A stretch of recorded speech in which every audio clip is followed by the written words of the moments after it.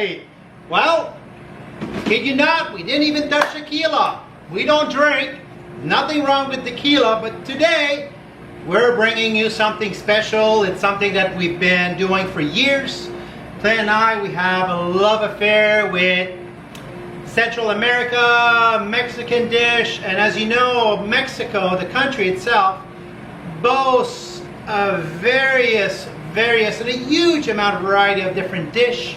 It's very vibrant of food. We have a love affair for it. So this is exactly what we're going to do it. And the Mexican Fiesta today, so I think we can take our hats off. So because they're not comfortable. They are authentic sombreros. So from our travels, sorry, put them down there. From our travels in Mexico, we love to bring anything related to cooking in the kitchen and whatnot. So we have our beautiful dishes that we're going to use that we bring from all our travels. So today we are talking about pico de gallo.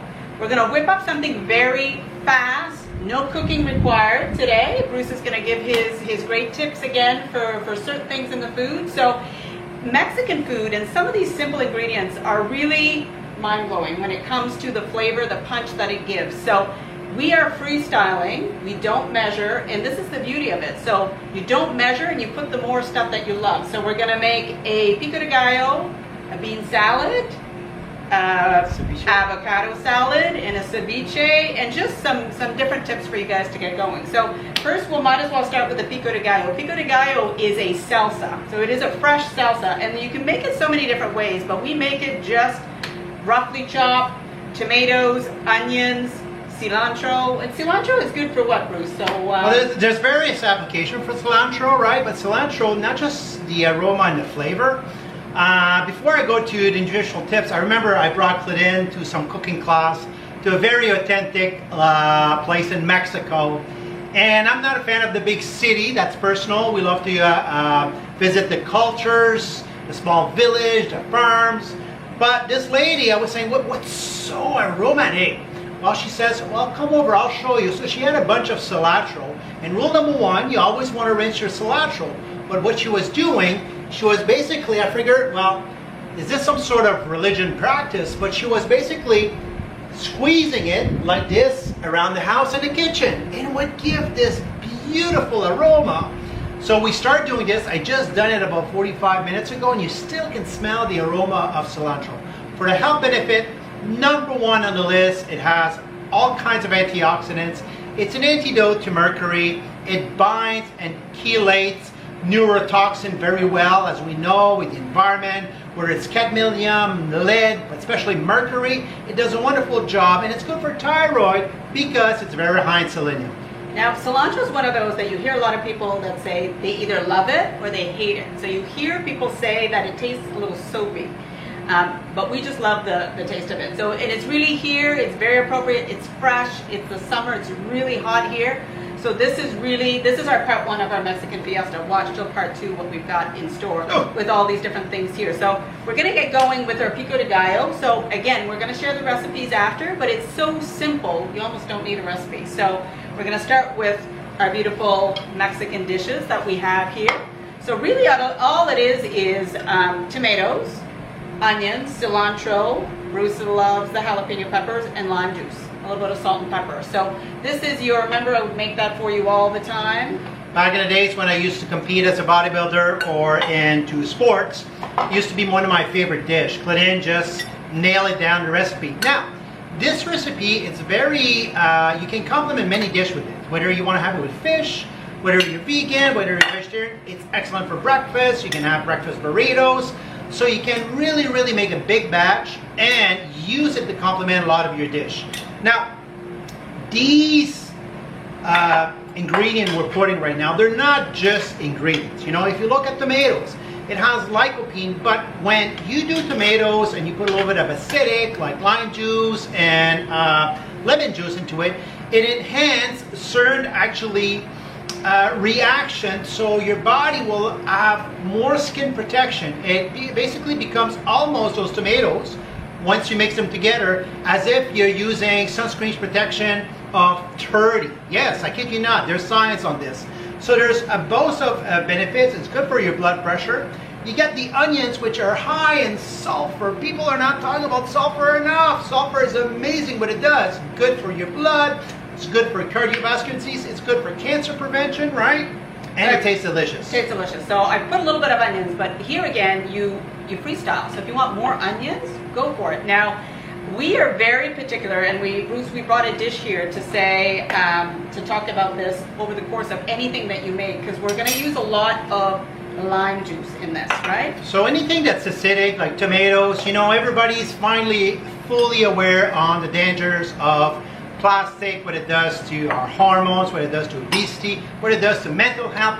And I'm not going to get over this. There's a slew of issues we have, evidence-based. So plastic, we still use plastic when it's something that it's frozen or cold. But one thing we never put in plastic is anything that's acidic. Lemon, lime, tomatoes, salsa. Why? Because it leaches out certain chemicals out of the plastic. So the rule of thumb, use glassware, porcelain, ceramic, whatever you want to do, but don't use plastic. So I put the tomatoes, the onion, the cilantro, the salt. I'm going to let Bruce put the jalapeno peppers. He knows I don't like too much of it, but just make sure you remove the seeds. He likes it a little hot, but you make it in small batches. Now, Clinton told me, she says, well, chop them a little bit finer. I said, that's fine. But the finer you chop your jalapeno, the hotter it's going to get, because you're breaking down those seeds, right? And with the oxygen and all that chemical reaction, so the capsaicin will be more enhanced. So I'm just going to put a little bit. But you kept the seeds in. And I usually take the seeds out. I get the seeds in. So lime juice. So this is really, that's it. So this is our pico de gallo. I did put a little bit of salt, a pinch of salt, but the lime juice is really what brings it all together. Lime juice is, if you love margaritas, and we love a good margarita, or used to love a good margarita, yes. like a good margarita. So this is just the pico de gallo, the salsa. Now, some people do, you can blend it. Sometimes you buy fresh salsa, not salsa that's been cooked down. So this is, as it is, it's amazing. So the salsa is here. Now from this spawns a lot more different dishes that we're gonna make up here. And if you're suffering for kidney stones or any form of stone formation, I did a segment on stone formation, kidney stones. This is an excellent recipe to have because it's high in citrate, right? Just think citrus fruit. They have the ability to bind on oxalate, so it makes it much more easier for you for the prevention of kidney stone. It's all around good recipes. And I'll tell you this, there's a dish that I'm just thinking about this right now. Just got to think, I used to do this dish all the time.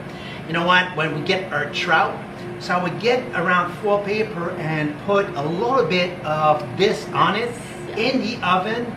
The flavor, the aroma, remember that? Yeah, it was incredible. Really, so it's multifunctional what you can do with this recipe. Now from this, so we've got the pico de gallo, beautiful with chips. So we'll talk about the chips maybe after once we have all our stuff here, but this is ready to go. So chips, you can put it on fish, on chicken, beautiful stuff. Now we are going to kick it up a notch. Do you want to use it in this one or we'll mix another one? No, let's use it in this one, yeah. Use that one? Okay, so from here, we're gonna add some mango.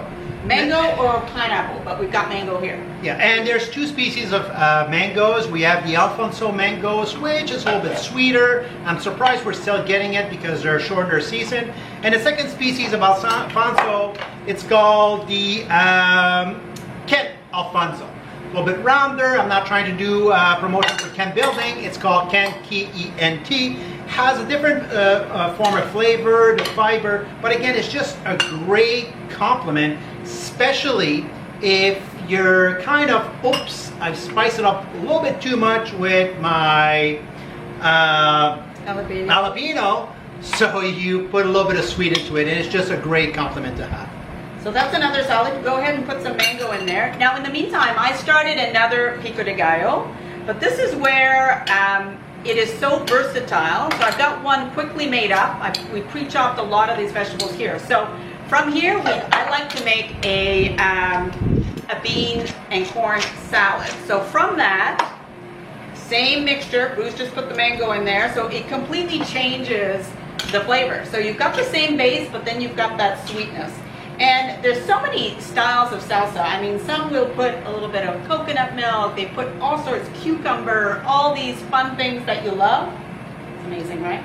But beautiful. So here again, I've got my other pico de gallo set up.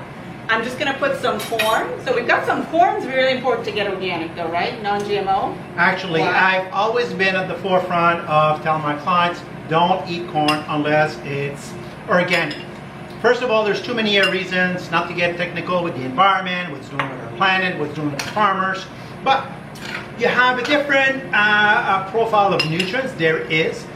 There's no issues with herbicide, pesticide, so forth, so on. And it has a different level of fiber into it because people are afraid of consuming corns. The problem is that it's what we've done with our corn right now. If you eat corn traditionally like we've been eating and like in South America they're doing, it can be part of your staple diet.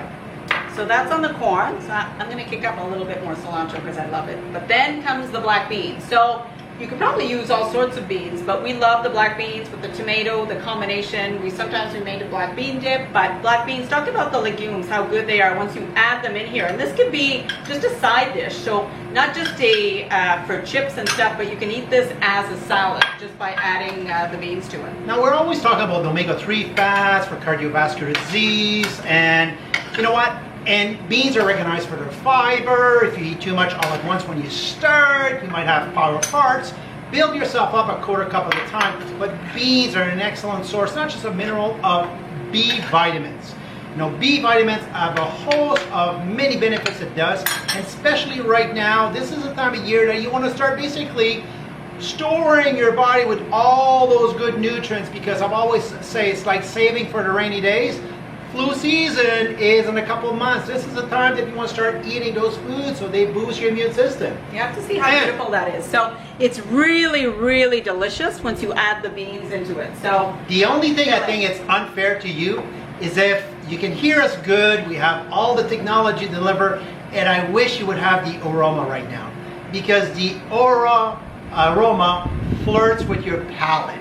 You know, I'm more engaged, my sensory sense are through the roof because I'm smelling this food. Not only that we have a connection with it, but the smell is mediating on how I want to eat this food now. So, and we haven't even cooked anything yet. So that's the beauty of it. You still get that smell from that freshness, and it's great in the summer. So that beautiful salad, we got the salsa, we kicked it up with the mango. Now the last one, like we're not making guacamole, but we are going to make just the similar base with the tomatoes, the onions, the whole shallot of it, and just add the avocado. Yes. Sorry. So you know, this recipe is multifunctional. So the Yucatan Peninsula, when I started bringing Claudine to Mexico, she would ask avocado with some corn chip. I said, well, there's a different version of it, right?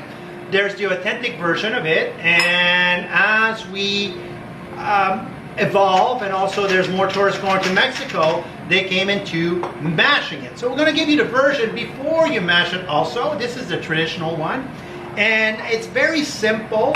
Again, this really fits great if you want to do a wrap, if you want to put on top of your food. And again, whether you're a carnivore, vegan, vegetarian, it fits all the lifestyle. Well, it's more like a salad. So you make it as though it's a side dish of salad. So you could easily add the beans to it. You could add more mango to it. But it's just beautiful as it is, as a salad with the chopped avocado. It's amazing. And now the avocados, not only they have healthy fats, but avocados see them as a calming food, especially with a high level of anxiety, issues with depression, if you have hypertension, because it's very high in magnesium. And I did a segment on this. Ladies, it's against the law. We have to make it against the law. If you're making this recipe and you're flirting around with avocados, lime, or lemon juice, you cannot wash your hands. First of all, it works as an antibacterial, antifungus, but your hands will become so smooth. And if your husband has rough hands, tell him to chop the ingredients and then don't wash your hands, because you will see how smooth his hands are. But this is pretty much the same ingredients as guacamole. So if we were to make a guacamole, we would mash it up. We'd still put the tomatoes. We'd put the exact same thing. But just try it, roughly chopped. So it makes you can bite it, eat it with a fork, and just a side salad. So again, this is just what we've done, what, 3 things now? And I'll show you, it's very simple, and you'll get the idea. You know, it's a beautiful, it tastes good just like that, it's summery fresh. But at the same time, tomorrow morning, if I decide, nah, I'm gonna have some guacamole, just mash it up. I might put a little bit more avocados into it, but most of the times we don't. I know some of you just like the robust taste of having more full avocado, but for us, we like it fresh. We enjoy the experience because it brings us back to where we've been in Mexico. Now there's different recipes that also call, you can put lemon in it. We just love lime, because lime is just reminiscent. When you're in Mexico, you just smell it everywhere. It's everywhere. Like margaritas and stuff. So again, tomato, onions, cilantro, lime, and avocados. That's it. So that's another salad that we've got. So now we're finishing off with our last one. Your favorite. And you're probably noticing in the bag, I got all the peel of the limes and the lemon, right? I really don't throw this away because I don't think I've done recently a segment, but I do our household cleaners when the cleaner comes home, and it's all go. You can do essential oils with it. Takes a little bit more time, but here's one really good tip. Because we make our smoothies every morning, I always take the peel of the lemon, leave it in the blender with water, and you know you get those particles sometimes around the blender and stuff, kind of debris underneath. It just takes everything out. Next morning or at night, come in, empty it, rinse it, and it's clean as you can imagine, totally disinfected, and it smells good, and there's an aroma. One thing that you will do if you ever come and you're a spy and you get in our kitchen without us knowing, look in the sink. There's always lemon or lime. And again, we forgot this morning, but always leave one peel underneath your garbage can because it will smell fresh as opposed to, you know how garbage smells. So our last dish is ceviche. Now, I know most people, I think, have tried it, or if not, might be just mortified because it calls for raw fish. So this recipe here, but you know, no fear. You had no fear trying I ceviche. had no fear. Yeah, you were good, yes. And again, the ceviche has so many different recipes. It really originated in Peru, but any Latin American countries that you go to have their own various versions. So this one is just a simplified version. Again, the base is the pico de gallo. We have it here with our beautiful shrimp that we have at Simply for Life and scallops. So, but traditionally they also put haddock, all sorts of different fish in it. There's some vegetarian ones that use, you know, and this is more, again, the Yucatan Peninsula version, right? There's different versions of ceviche also in Mexico, from the Peruvian, the Costa Rican, that we like also. But we're gonna give you one that we love. This boasts all kinds of nutrients, but if you're looking for a dish that's delicious and nutritious and good for weight loss, this is it right there. It complements pretty much all the gamut of nutrients you need. It gives you the right amount of carbohydrates, the right amount of fats, and the right amount of protein, and these are all complete proteins. So we've got the fish, we cut it up. Now really this is going to take, depending on the size of the batch, we make giant batches and then we're like just the two of us eating it. So now we have a more manageable batch, but you will need a lot of lime. We're putting also lemon in this one. So Bruce, you're just going to pour that, the lemon and the lime right in here. Now I could easily take one of our salsas and dump it in, but again, I'm just going to go with the ratio of the tomato, onions, and I have to do this for my North Shore buddies. When we spend a lot of time at the beach in the summer, we eat our scallops raw. These ones are local and they're delicious, they're sweet. Now, I've got a great story to tell you. This squeezer, I usually squeeze my lime by hand. This is our lemon squeezers. We use this no less than every day. I squeeze my juice into it. I'm in love with this. Back in my days as a bodybuilder, I'm talking about 30 years ago, when I was training in California, there was this place we used to go, and this guy was making smoothies and using this. I just became obsessed, forget about it, and many years ago I found one. This is probably the most utilized piece of equipment in the kitchen that I use religiously. I'm proud of it, and I just gotta show it off. Like we were squeezing, I said, Claudine, I cannot do this segment without showing it off, so I have to do it. It's that simple. I've cut the lemon, and here's what, but I'll give you a trick. So this is freshly squeezed, right? You can do orange juice with this. Oh my God, it's beautiful, the orange juice. So I gotta show you my trick after.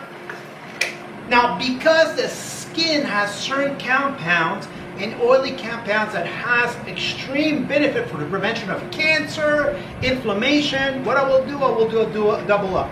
I just put it one on top of it. I haven't seen that trick.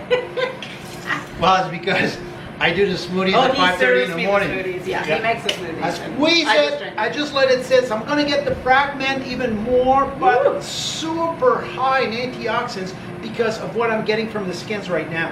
So anyhow, I just feel better now that I show off my my #1 tool. To me, this is my Cadillac, right? If somebody would rob our house, I would be okay as long as they leave this in the house. Leave that there. Yes. All right, so let's put some in. You have to put a lot in here to cover most of the fish. Because he'll cook it. Yeah, so essentially... now I will tell you a little secret. I usually keep a little bit because as we leave it in the fridge to cook, I empty the juice at the end of it and restock it with this so it tastes delicious, limey, juicy, and we have a backup here. A backup there. So that's what it is here. I'm going to put some tomatoes. You want to put a little bit of jalapeno, put some beautiful onions. And again, it's the same base. It's wild how, but we don't get tired of the taste, huh? And the funniest thing is that as much as it's the same base, you taste the lime, you taste the cilantro, but it has its own touch as far as for taste. It's not like, you know, you've been to those restaurants or an all-inclusive, and after a week you're eating the food and it tastes the same and the same. You're using the same oil, the same food most of the time. This has a really different influence on your palate. You really connect with the different flavors, and again, I'm just smelling the aroma right now. This is absolutely incredible. And salt. Don't be afraid to be salt. Don't be afraid of the salt. I've done a really good segment on salt and sodium, and now you should have no fear about having salt. Now, it doesn't take very long, and it really depends. This will keep a few days in your fridge, but it would be ready to go. I mean, Bruce would eat it right now, raw. I would likely wait at least an hour or two. But you see how easy that was. We didn't cook anything. The biggest work is really squeezing the lemons, a little squeeze. But Bruce has got his little machine. But this is ceviche, so just a plain ceviche. And again, we could put the mango in. We would serve it with avocado. We would serve, you know, all these different things. But this is the base of the ceviche. And now I'm going to say something that she does not even knew. So I'm going to bail out. And so there's something you need to know. When you're in Mexico, a certain area of Mexico, when you ask for ceviche with guacamole sliced on top of it, that means that you're asking for ceviche that's slightly spicier or hotter. That's why they bring the guacamole or the avocado on top of it. So if you really feel the intensity of the heat. And I always order ceviche with guacamole on it. But again, Claudine loves chips. And you know, and nowadays, not to be judgmental, but being close to 50 now, we all had our experience. I was not a heavy drinker when I was young because I was always exercising. But there's no such thing of drinking and driving. We know better, we get a cab. Same thing with chips. You should pay that $1 or $2 extra and eat healthier chips. Now, if you're having a bag every night, you're asking for trouble. But you don't have all those pro-inflammatory compounds that actually can leach nutrients out.